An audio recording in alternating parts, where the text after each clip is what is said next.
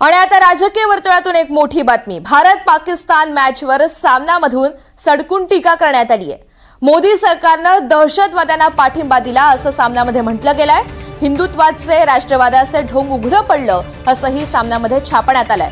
मोदी सरकारनं दहशतवाद्यांना पाठिंबा दिला असल्याचं आजच्या सामनाच्या अग्रलेखात उल्लेख करण्यात आलाय।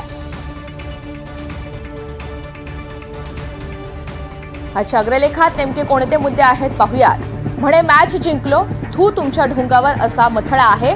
रविवारच्या आशिया कप स्पर्धेमधील भारत पाक क्रिकेट सामन्याच्या माध्यमातून मोदीकृत भाजप सरकारनं दहशतवाद्यांना उघड पाठिंबा दिला, आर्थिक बळ दिलं।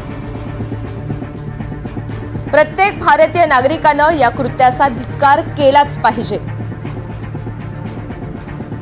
महाराष्ट्रामधील मिंधे गटानं भारतीय कप्तान सूर्यकुमारचे खास अभिनंदन केले। हा सिंदूर पुसल्या गेलेल्या भारतीय महिलांचा अपमान आहे।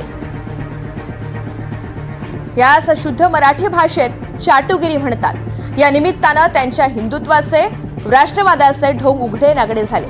अरे थू तुमच्या ढोंगावर।